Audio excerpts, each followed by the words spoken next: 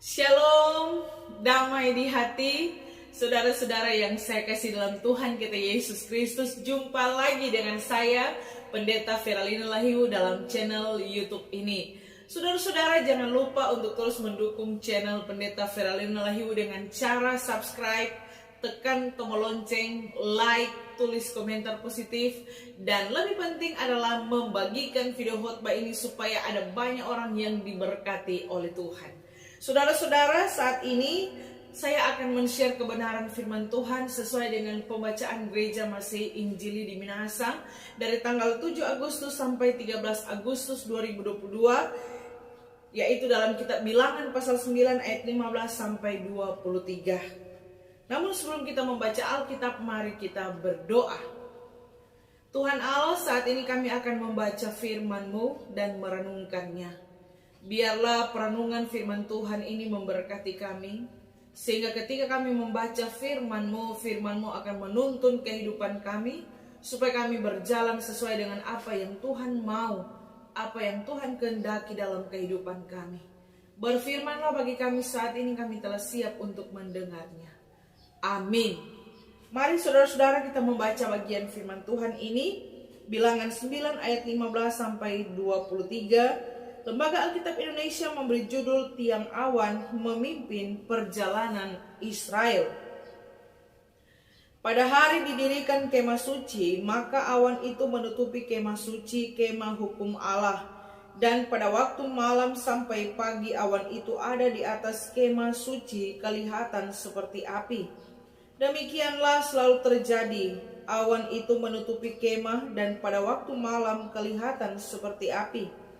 Dan setiap kali awan itu naik dari atas kemah, maka orang Israel pun berangkatlah. Dan di tempat awan itu diam, di sanalah orang Israel berkemah. Atas titah Tuhan orang Israel berangkat, dan atas titah Tuhan juga mereka berkemah. Selama awan itu diam di atas kemah suci, mereka tetap berkemah. Apabila awan itu lama tinggal di atas kemah suci, maka orang Israel memelihara kewajibannya kepada Tuhan, dan tidaklah mereka berangkat.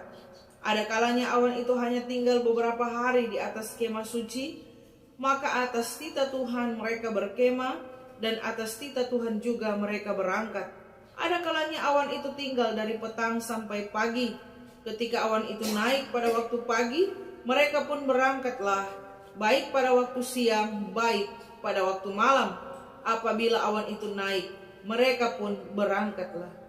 Berapa lama pun juga awan itu diam di atas kemah suci, baik 2 hari, baik sebulan atau lebih lama, maka orang Israel tetap berkemah dan tidak berangkat. Tetapi apabila awan itu naik, barulah mereka berangkat. Atas titah Tuhan mereka berkemah, dan atas titah Tuhan juga mereka berangkat. Mereka memelihara kewajibannya pada Tuhan menurut titah Tuhan dengan perantaraan Musa. Demikianlah firman Tuhan. Berbahagia kita yang membaca, mendengar, serta yang memelihara dalam kehidupan setiap hari. Sekali lagi, shalom, damai di hati.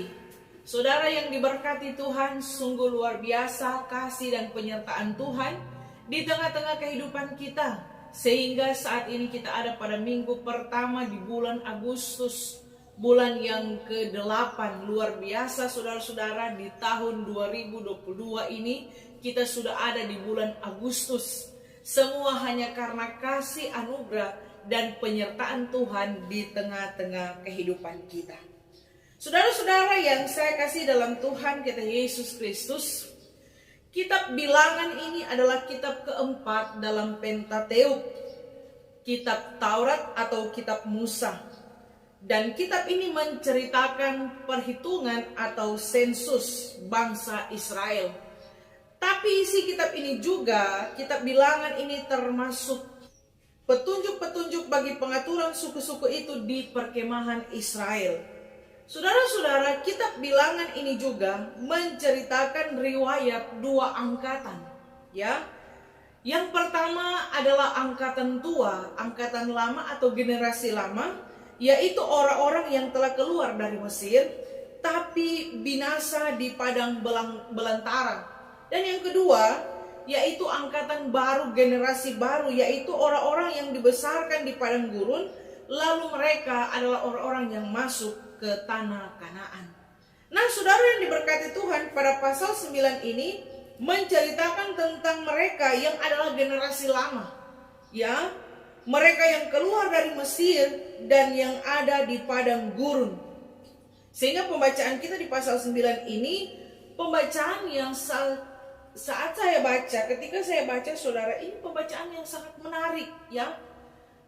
Ini pembacaan yang luar biasa. Karena saudara, waktu saya baca bagian firman Tuhan ini, waktu kita baca bersama tadi, saudara, dikatakan bahwa perjalanan bangsa Israel ini dituntun langsung oleh Tuhan Allah lewat awan, ya. Awan ini sebagai tanda tuntunan Tuhan, penyertaan Tuhan, kehadiran Tuhan di tengah-tengah kehidupan bangsa Israel. Kalau kita baca ayat 15 dikatakan, pada hari didirikan kemah suci, maka awan itu menutupi kemah suci, kemah hukum Allah. Dan pada waktu malam sampai pagi awan itu ada di atas kemah suci, kelihatan seperti api. Saudara yang diberkati dan dikasihi oleh Tuhan kita Yesus Kristus, di sini Tuhan menuntun bangsa Israel melalui awan yang diberikan Tuhan kepada bangsa Israel ini. Dikatakan kalau awan menutupi kemah suci itu, berarti bangsa itu harus tinggal, berkemah di tempat di mana awan itu berhenti, saudara-saudara. Namun pada saat awan itu naik, bangsa Israel ini harus beranjak, harus berangkat dari tempat itu. Nah, saudara yang diberkati Tuhan, dalam perkemahan bangsa Israel itu terdapat sekitar 2 juta orang. Dan bentuk perkemahan itu adalah bentuk persegi, luasnya sekitar 20 km persegi. Kita bisa bayangkan, saudara-saudara, menuntun bangsa yang besar, bangsa yang banyak ini satu hal yang tidak gampang, saudara-saudara, ya. Bangsa Israel ini harus berjalan sesuai dengan apa yang Tuhan perintahkan, apa yang Tuhan titahkan. Kalau awan itu memenuhi kemah suci itu, mau 2 hari, 1 bulan atau lebih daripada itu, maka bangsa itu harus tetap tinggal di tempat itu. Mereka tidak boleh beranjak, saudara, ya. Karena Bapak Ibu Saudara yang diberkati Tuhan, suhu yang ada di padang gurun pada waktu siang begitu sangat panas, saudara. Pada waktu malam begitu sangat dingin, sehingga dia ada pada minus, ya, derajat Celcius. Sehingga ini yang membuat Tuhan menghadirkan tiang awan dan juga tiang api pada waktu malam. Ini satu hal yang luar biasa, saudara-saudara. Sehingga bangsa Israel ini ketika mereka berjalan menuju tanah yang dijanjikan oleh Tuhan, dalam perjalanan di padang gurun kurang lebih 40 tahun sebelum mereka memasuki tanah Kanaan, betapa Tuhan menjaga, melindungi dan memberkati bangsa Israel ini. Sehingga mereka harus berjalan sesuai dengan apa yang Tuhan titahkan, apa yang Tuhan perintahkan. Ini boleh berjalan sendiri, saudara. Berani berjalan sendiri, situ mati, ya. Maka dari itu dalam pembacaan yang kita baca saat ini 3 kali diulang-ulang oleh firman Tuhan. Dikatakan di ayat 18, ayat 20 dan ayatnya yang ke-23. Bahwa atas titah Tuhan orang Israel berangkat dan atas titah Tuhan juga mereka berkemah. Jadi atas titah Tuhan mereka diam, atas titah Tuhan mereka harus beranjak. Jadi ini boleh beranjak sendiri semau gue, mana-mana pak kita. Mereka harus dengar apa yang Tuhan mau lewat awan. Jadi kalau awan so beranjak dari kemah suci ini, saudara, mereka mesti pergi, mesti berangkat. Ya, jangan lengah atau bermalas-malasan. Kalau pemalas tak tinggal, saudara, ya. Sehingga, wah, luar biasa ini orang Israel, saudara. Bayangkan mereka harus menunggu, lihat ini awan naik, wow cepat-cepat ini bersedia saudara. Kalau awan berhenti di mana, di situ mereka harus berkemah. Ini satu hal yang luar biasa. Sehingga saudara yang dikasih dan diberkati oleh Tuhan kita Yesus Kristus, saya mau katakan di pagi hari ini bahwa penting sekali siapa yang menuntun kehidupan ini. Jangan berjalan sendiri semau gue mana-mana pak kita. Ini kita pe hidup, kita yang atur sendiri tapi hidup. Tidak saudara-saudara ya. Kehidupan kita ini dituntun oleh Tuhan. Sehingga kehidupan yang dituntun oleh Tuhan akan diberkati. Tapi kalau orang berjalan sendiri, iko mau bukan apa yang Tuhan mau, orang Manado bilang mau soe, mau sial saudara. Sehingga kita harus hidup dalam ketaatan kepada Tuhan. Maka dari itu tema yang diangkat adalah berjalan menurut titah Tuhan. Pesan firman yang pertama, berjalan menurut titah Tuhan dibutuhkan ketaatan. Sehingga pesan firman yang pertama, taat. Betapa penting kehidupan yang taat saudara-saudara. Dibutuhkan ketaatan supaya kita bisa berjalan menurut titah Tuhan. Orang kalau tidak taat, dia tidak akan berjalan sesuai dengan apa yang Tuhan mau. Sehingga orang yang taat pasti diberkati. Tapi orang yang tidak taat seperti yang saya katakan tadi, mau soe. Mau suka soe saudara. Kalau mau suka soe berjalan sendiri. Tapi kalau mau diberkati, kita harus mengikuti apa yang dititahkan Tuhan. Apa yang diperintahkan Tuhan di tengah-tengah kehidupan kita. Karena ketaatan membawa kita pada berkat Tuhan. Makanya penting hidup taat. Tapi ada banyak orang tidak taat di hadapan Tuhan, saudara-saudara. Kita belajar dari kisah Alkitab, ya. Ketaatan para tokoh-tokoh Alkitab itu hal yang luar biasa. Ketaatan Abraham membuat dia menjadi bangsa yang besar lewat anaknya Ishak. Ya, ini satu hal yang luar biasa. Waktu Tuhan meminta Ishak dipersembahkan, ini kasihan Abraham ini saudara ya. Lama ada dapat anak, so tua lagi ada dapat. Kong waktu mendapatkan anak Ishak, Tuhan minta dipersembahkan. Tapi luar biasa ketaatan seorang Abraham. Waktu Tuhan minta, dia nyak protes saudara ya. Waktu Tuhan minta dia nyak mengeluh. Nyak bilang Tuhan cuma satu le ini kong Tuhan mau ambil. Tapi luar biasa ketaatan seorang Abraham. Waktu Tuhan bilang persembahkan Ishak anakmu, nya nggak banyak DP nego-nego, nya nggak banyak tawar-tawar saudara. Ya, tapi dia full dalam ketaatannya. Waktu Tuhan minta dipersembahkan, memang dia persembahkan Ishak saudara. Luar biasa Tuhan melihat ketaatan Abraham. Waktu Tuhan minta dia nyak pakai DP neko-neko saudara ya, dia langsung berikan Ishak. Tapi Tuhan menyediakan korban persembahan yang lain saudara. Luar biasa. Karena Abraham tahu, ketika taat di hadapan Tuhan, pasti kehidupan orang percaya akan diberkati oleh Tuhan. Sehingga Bapak Ibu Saudara yang diberkati Tuhan, mari kita menjadi orang-orang yang hidup dalam ketaatan kepada Tuhan. Karena ketaatan akan membawa kita pada berkat yang Tuhan sediakan di tengah-tengah kehidupan kita.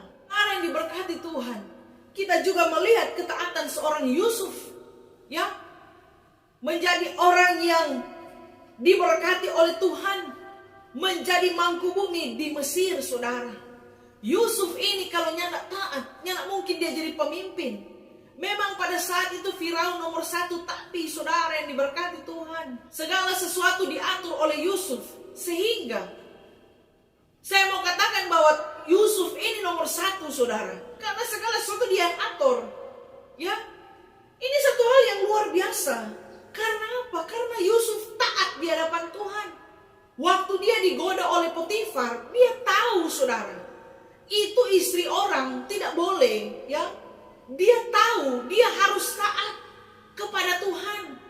Sehingga ketaatan Yusuf membawa dia pada keberhasilan yang Tuhan berikan dalam kehidupannya.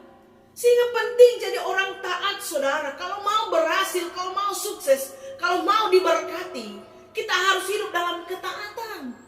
Tapi ketaatan jangan tolong taat hanya karena supaya diberkati. Berkat itu dampak dari ketaatan kita. Itu otomatis, saudara. Sehingga kehidupan yang taat itu sangat penting. Namun tadi saya katakan ada banyak orang tidak lagi taat di hadapan Tuhan. Mau ikut diri sendiri, mau bahidup, ya. Mana-mana pak kita mau bikin dosa dan nyandak mana-mana pak kita, ini tapi hidup, jangan atur. Ada banyak orang begitu, saudara-saudara. Sehingga dalam kehidupan yang dijalani, ya tidak sesuai dengan apa yang Tuhan mau. Tapi jelas pesan firman Tuhan saat ini berjalan menurut titah Tuhan, perintah Tuhan.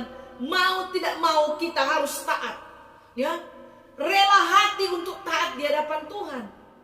Bangsa Israel ini kalau nyandak taat, habis orang di padang gurun, saudara. Ya, 2 juta orang dituntut oleh Tuhan lewat awan. Ini satu hal yang luar biasa. 2 juta orang ini, saudara, sedang berkemah 100 orang sosaki kepala, berkemah 1000 orang 15.000 sosaki kepala, apalagi ini 2 juta. Ya, luar biasa. Penyertaan Tuhan, perlindungan Tuhan di tengah-tengah kehidupan bangsa Israel. Sehingga penting jadi orang taat. Jangan pikir ketaatan itu sia-sia, saudara. Jangan pikir, bagaimana kok mau taat? Ya, kenapa saudara mesti taat? Saudara yang diberkati Tuhan, tadi yang sudah saya katakan, ketaatan akan membawa kita pada berkat yang Tuhan siapkan di tengah-tengah kehidupan kita. Sehingga mari jadi orang yang hidup taat. Bukan hidup nao-nao, saudara, ya. Hidup lau-lau salah. Hidup semau gue. Tapi mari jadi pribadi yang taat kepada Tuhan. Ya, ketidaktaatan membawa kita pada kutuk. Tapi ketaatan membawa kita pada apa yang Tuhan janjikan atas kehidupan kita. Sehingga saudara diberkati Tuhan, siapapun kita, sebagai suami, sebagai istri, sebagai anak-anak, sebagai orang tua, bapak, ibu, pemuda, remaja, ya, anak sekolah minggu, orang tua yang ada, mari kita hidup taat di hadapan Tuhan. Hamba-hamba Tuhan, mari kita hidup taat di hadapan Tuhan. Ada banyak hamba-hamba Tuhan yang sudah malas melayani, sudah tidak taat dalam pelayanan, saudara-saudara, tidak mau melayani Tuhan, padahal hamba Tuhan. Sebagai seorang pelayan Tuhan, sebagai seorang hamba Tuhan, mari kita melakukan ketaatan saat kita melayani Tuhan. Jangan sebagai hamba Tuhan mana-mana petorang, ya. Mau suka melayani, mau nyandak, saudara. Bapak ibu saudara, Tuhan bisa pakai apa saja untuk melayani dia. Ya, Tuhan bisa pakai meja ini, saudara. Tuhan bisa pakai apa saja untuk melayani dia. Tapi kalau Tuhan masih memakai kita, pakailah kesempatan itu untuk melayani Tuhan dengan sungguh-sungguh. Ya, karena ada banyak orang yang malas melayani. Cuma sibuk dengan DP urusan sendiri, tidak sibuk lagi dengan pelayanan. Sehingga hari ini firman Tuhan ingatkan kepada kita, mari menjadi hamba Tuhan yang taat melayani Tuhan. Karena kesempatan yang Tuhan berikan jangan sia-siakan. Ada saat di mana Tuhan tidak lagi memberi kesempatan kita melayani. Sehingga saat ada kesempatan melayani, mari lakukan tugas tanggung jawab kita dengan baik. Melayani Tuhan dengan sungguh-sungguh. Ada banyak orang malas pergi ibadah pas, saudara. Padahal dia Yesus, pelayan khusus. Mari mau jaga datang hadir di ibadah pas, ya. Ni mau hadir sidang. Ini jadi persoalan, saudara. Jadi hamba Tuhan yang malas, jadi hamba Tuhan yang cuma iko-iko DP mau sendiri. Tapi mari saat ini ketika kita dengar firman Tuhan, kita tunduk pada apa yang Tuhan firmankan. Kita hidup dalam ketaatan supaya hidup kita diberkati, keluarga kita diberkati. Bapak ibu saudara yang dikasihi dan diberkati oleh Tuhan kita Yesus Kristus. Itu pesan firman Tuhan yang pertama. Dan pesan firman Tuhan yang kedua, berjalan menurut titah Tuhan, kita akan berada di jalan yang benar. Tadi saya katakan saudara di awal, ya, penting sekali siapa yang menuntun kehidupan kita. Saudara, kalau Tuhan yang menuntun kita, maka kita tidak akan salah arah, kita tidak akan salah jalan. Karena pasti ketika Tuhan menuntun, tuntunan Tuhan itu, kita akan ada di jalan yang benar. Namun jadi pertanyaan saudara, kenapa ada banyak orang salah jalan, ada banyak orang salah arah? Mengapa? Karena dia tidak mau dituntun oleh Tuhan. Dia mau tuntun DP diri sendiri.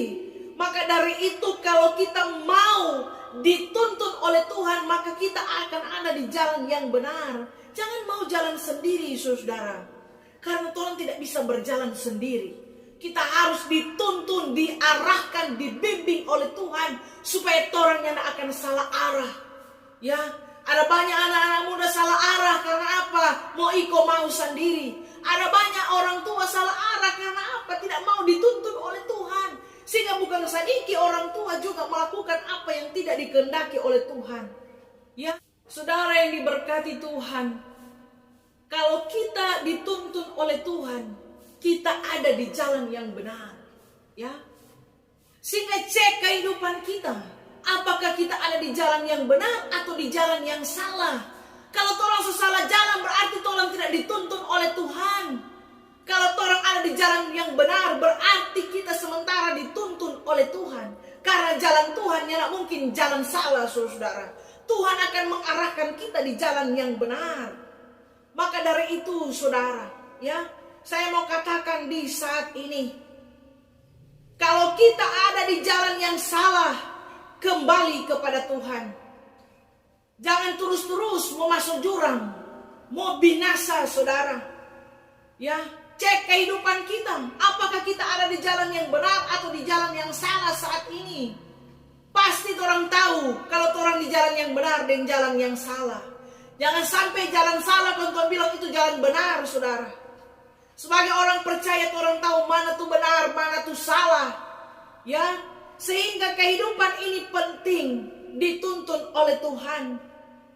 Makanya saudara, kalau orang ada di jalan yang salah, sekalipun orang sudah berjalan terlalu jauh dan ternyata jalan itu salah, tidak ada jalan lain selain kembali lagi dan kita berada di jalan yang benar. Sehingga kalau ada banyak di antara kita yang salah jalan, ke bawah Pak Tuhan saudara, sehingga Tuhan akan mengarahkan kehidupan kita. Bapak-bapak yang ada di rumah, di mana saja mendengarkan khotbah saya ini, kalau ada di jalan yang salah, balik kepada Tuhan. Babale jo, yang Tuhan mau kipas. Ya, ibu-ibu, kalau sudah ada di jalan yang salah, berbalik dari jalan yang salah itu. Babale Pak Tuhan. Anak-anak muda, kalau ada di jalan yang salah, berbalik kepada Tuhan. Tuhan akan mengarahkan kehidupan kita sehingga kita ada di jalan yang benar. Penting jalan yang benar saudara, karena jalan yang benar akan memunculkan kehidupan kekristenan kita yang sebenarnya. Ya, orang jangan cuma benar di gereja, tapi di mana saja kita berada, orang harus jadi orang benar. Sehingga orang benarnya mungkin di jalan yang salah, orang benar akan ada di jalan yang benar. Ya, karena Tuhan yang menuntun kita berada di jalan yang benar itu. Dan pesan firman Tuhan yang ketiga saudara, waktu saya membaca firman ini, dikatakan awan ini saudara, waktu awan memenuhi kemah itu, ya, mereka harus berkemah, mereka harus tinggal ada di tempat itu. Sehingga saudara, awan ini adalah tanda kehadiran Tuhan. Awan ini adalah tanda perlindungan Tuhan. Bayangkan waktu siang mereka dilindungi dengan tiang awan, waktu malam mereka dilindungi dengan tiang api. Karena tadi saya katakan waktu siang di padang gurun panas sekali saudara, ya, mau angus kalau ada tiang awan, panas sekali. Bangsa ini bisa mati, nyandak mampu dorang 40 tahun ini saudara di padang gurun, ya. Ini satu hal yang tidak gampang. Namun Tuhan melindungi bangsa ini. Artinya apa? Betapa Tuhan mengasihi bangsa ini. Waktu siang dia kasih tiang awan, waktu malam dia kasih tiang api karena dingin. Dia memberikan itu supaya bangsa ini terasa hangat. Betapa Tuhan mencintai, menyayangi dan mengasihi bangsa Israel, saudara-saudara. Waktu Tuhan mengeluarkan bangsa Israel dari Mesir, Tuhan tidak meninggalkan mereka, namun Tuhan menyertai mereka. Tuhan hadir di tengah-tengah mereka. Lewat awan itu tanda kehadiran Tuhan ada di situ, saudara-saudara, ya. Sehingga yang paling penting dalam hidup ini adalah penyertaan Tuhan di tengah-tengah kehidupan kita.